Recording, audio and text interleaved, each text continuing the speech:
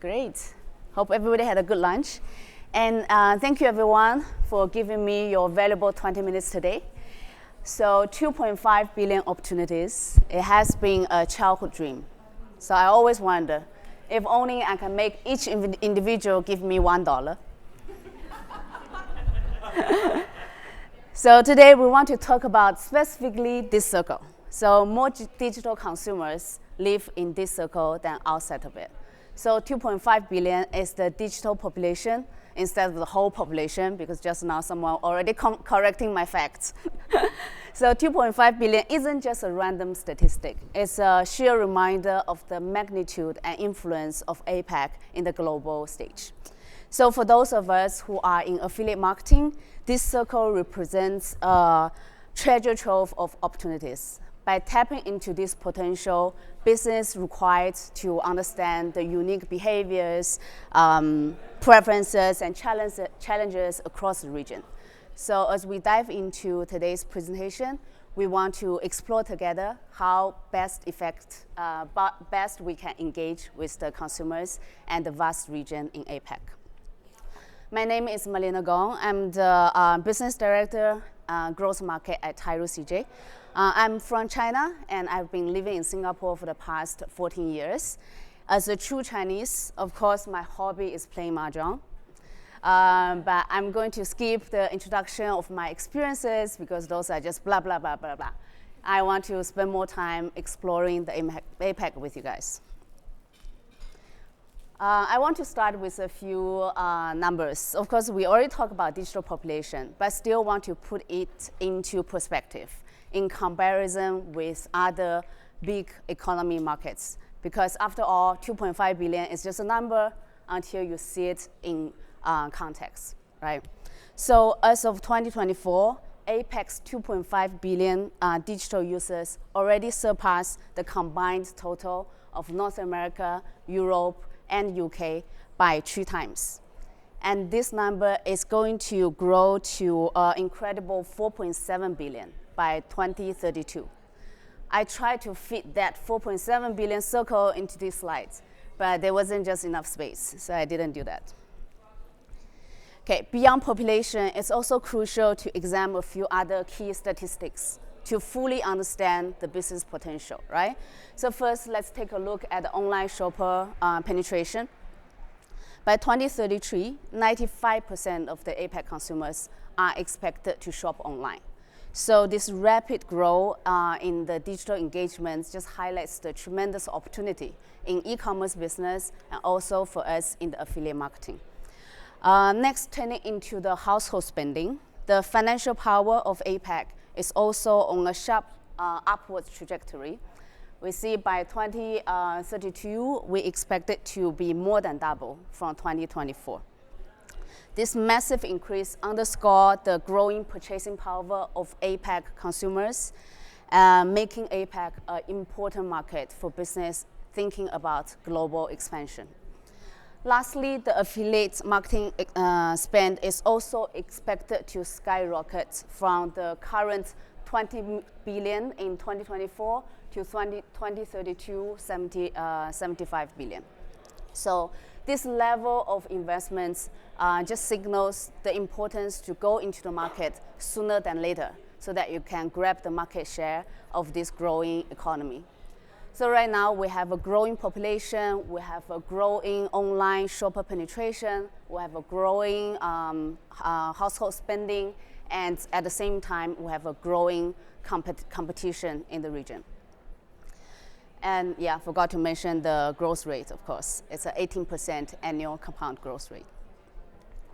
So while it might be tempting to deal with the APAC region with a one-size-fits-all approach, the reality, I think everybody knows, that it's far more complex and fascinating. So let's dive into each individual market to understand the different unique behaviors.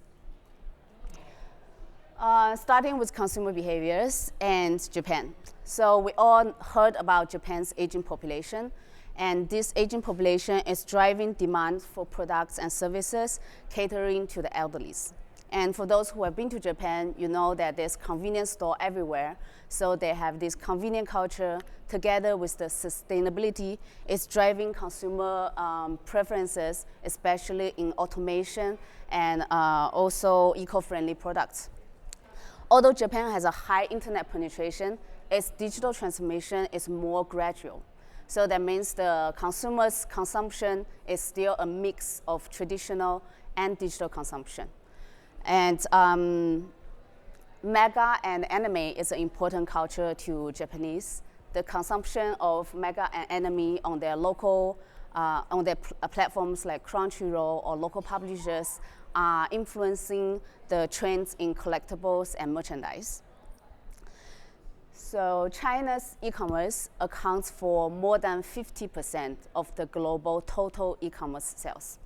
And it's driven by large companies like Alibaba's Tmall, CJ.com, Pinduoduo, and more recently Douyin. It's the Chinese version of TikTok.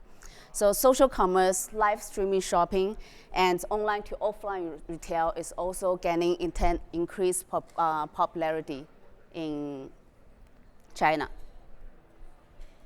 Okay, I'm getting ahead of myself. Chinese has become the largest luxury market, so accounts for, again, more than 40% of the global luxury purchases. This is driven majority by the growing middle to upper classes, plus the younger generations who is also eager to buy high-end products. Chinese consumers is also embracing advanced technologies like AI. If you go to China, you'll see all the robots delivering your food in the restaurant, in the hotels. They are also embracing smart homes. So this creates a very sophisticated digital landscape in China. In China, the success in China in terms of price strategy usually hinges on either offering super affordable price but very high, good quality products, or premium priced but very unique and exclusive products.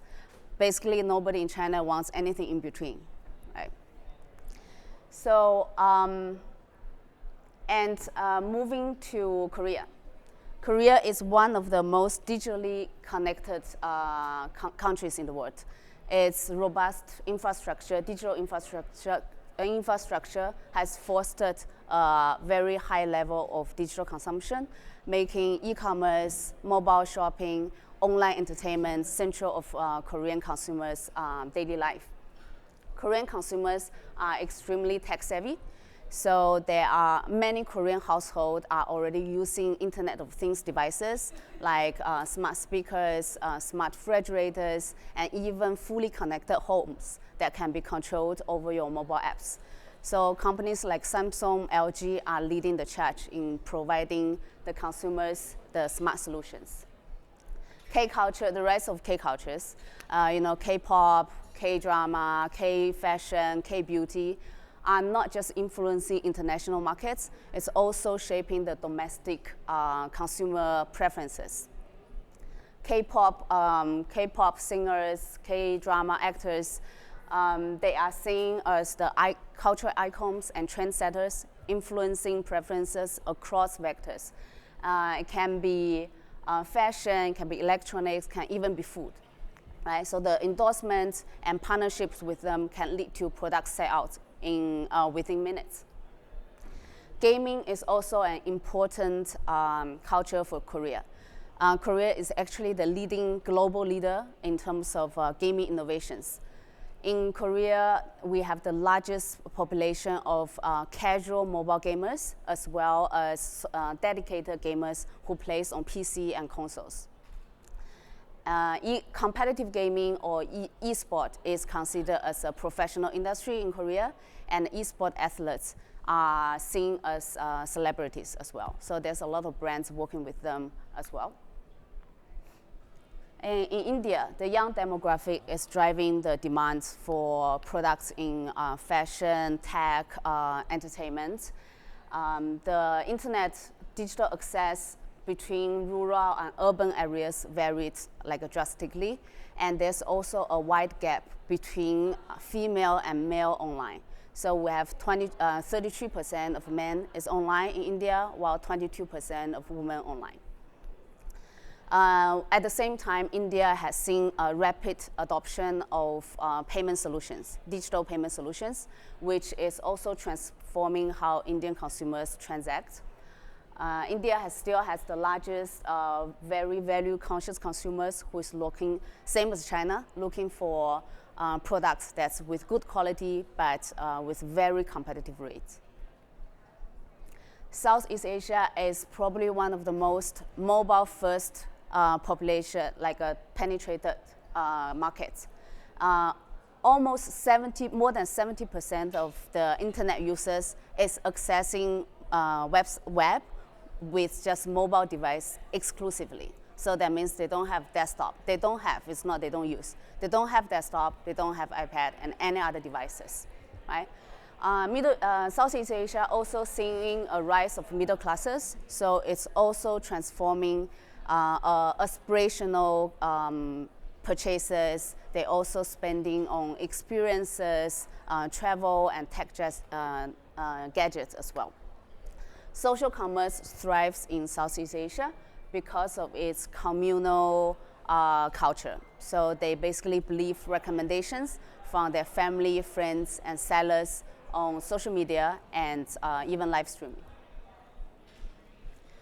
Australians are very health and wellness focused, so they are driving demands for products from organic foods, fitness products, and all of other stuff. And the internet access in rural area is increasingly growing, together with the logistic networks is also growing in the region, which made e-commerce or online shopping more accessible for Australians living outside of the major cities. There is a growing sense of localism, supporting local products and services companies, both from a rise of boost the local economy or the awareness of sustainability. So this is a snapshot of the consumer behaviors of APAC. And this slide highlights the varying consumer preferences in terms of devices, platform, and channel. Starting with desktop and mobile, we see that Australia and Japan still favors desktop for certain transactions, while mobile dominates for markets like China and India, even Southeast Asia. So for brands targeting mobile-first markets, it's important to ensure that your mobile experience, the mobile experiences, basically with fast loading pages and also optimized checkout flows.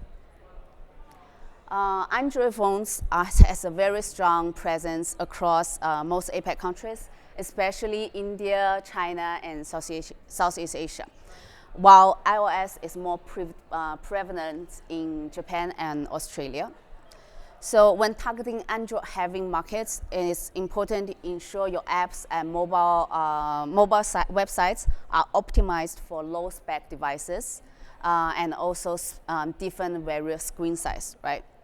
So finally, when it comes to shopping channel, in countries like China and India, marketplace dominates, while consumers from Australia and Korea are still open to make purchases from D2C sites. So when your business wants to target marketplace-focused markets, it's very important that your product is truly unique and exclusive. Otherwise, partner with local marketplace like Flipkart in India, Alibaba in China. It's a starting point to build your brand visibility and trust before directing consumers to your websites. Okay, so this slide also talks about the preferred communication channels across APAC markets. In South Korea, people use KakaoTalk. And this is deeply integrated into the daily life for not just communication, but also shopping and many more.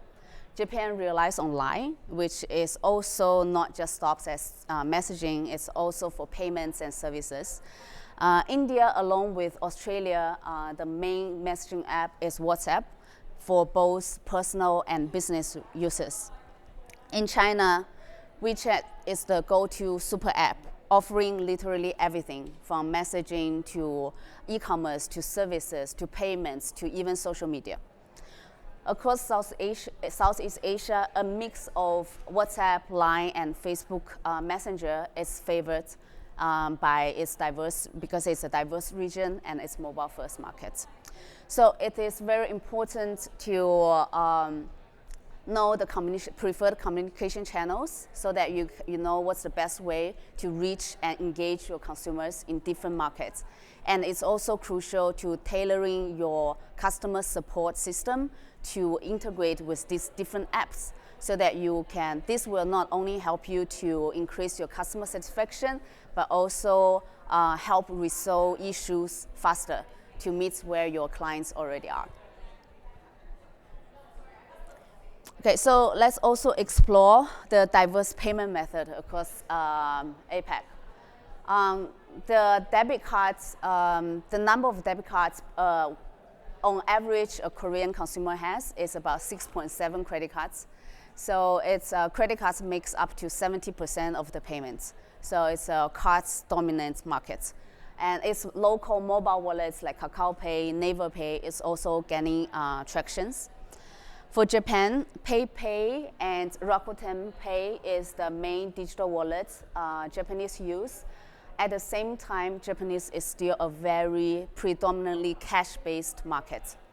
So in 2018, Japan still has like up to 82% of transaction is made in cash. And then at the same time, Konbini, which is their convenience store payments, is the second mostly used payment method, right? And Japan actually has some of the lowest cross-border shoppers. So only about 10% of Japanese shopping on overseas websites. So if you want to expand to Japan, localization is everything. From the product listing, the keywords you want to use, also the payment solution you provide. Australia, same as Korea, is a credit card dominant market. So most of the transaction is done through credit cards. In Southeast Asia, each of the market again has its favorite digital wallets. GrabPay, GoPay is for Indonesia, Gcash is for Philippines, and same as Japan, Southeast Asia is cash and cash on delivery focused. In Indonesia, we have more than 52% of unbanked population. So the card penetration there is only 20%. So that means only 20% consumer has a credit card, right? And in Thailand, more than 33% of the transactions are done by either cash on delivery or cash. In Philippines, the card penetration is even lower than Indonesia. For India, we have 5 major card schemes in India. RuPay is mostly widely used. And there's also a direct debit online banking called UPI. Transaction is also popular in India, together with the upcoming digital wallet like a Paytm. So lastly, in China, I think everybody knows, China's is mobile-driven payments market. WeChat Pay, Alipay is used by more than 92% of the consumers in China. And QR code-based transactions are predominantly used, integrated to Chinese consumers' daily life. So making China one of the most advanced mobile payment market globally. Okay, so we have touched base a little bit about all the checklists. So just want to summarize for everybody. It's very essential to look at all these areas before you consider entering into APAC, right? So first one, understand local consumer behavior is very critical to shaping not just your products, but also your marketing strategies. And localization goes beyond language. It's not just the language translation. It involves tailoring your product services to align with the cultural preference and sensibility in each market. APAC is a mobile-first region, so optimizing your mobile should be at the core of your strategy. So ensuring that your user experience is localized for each market and offering multilingual customer support via the right communication channel or the messaging apps is going to help you enhance customer satisfaction, also driving conversions. And customers in APAC prefer their local payments, local mobile wallets, including cash on delivery in some of the regions. And it's also important to give them transparent shipping. They prefer all-in shipping costs. That means even though you tell them that this much you have to pay when the customer arrived, the product arrived the custom, they will still think it's too troublesome. They might drop your products. So if it's possible, figure out a way to provide them all included pricing. And it's important to meet the local delivery expectations. A lot of the players in the region offer same day or next day delivery. So that's something that we need to consider as well. And lastly, of course, brand awareness. Localized campaign is a must-have. A content strategy and long-term commitments when you want to go to the APAC. Select the market that meets your product position, your branding, and everything, and go there to make a long-term commitment. So once you have all the hygienes, all of this checked up, Tyroo CJ is here to help you to grow your affiliate marketing, right? So we are the partners with CJ in APAC. We're leveraging CJ's existing leading tech platforms, global supply network, and also 25 years of experience. Tyroo add in our APAC expertise, our product strategy offerings, and also our in-market end-to-end programs management. So I believe Tyroo CJ is your partners to grow your business in APAC. And we have a table at the Roundhouse foyer, so feel free to stop by and then have a chat. All right, so that's the end of the session. I hope I'm in time, and we are open for questions. Thanks, everyone. Okay, I think we are good. No questions? I mean, APAC is too complicated, so there's no single 20 minutes or 1 hour can cover all the markets. So I think today's session is more like touch the surface, so you know which area to dive into. Each market requires a dedicated focus, so we can, always happy to have a chat. All right, thanks everyone.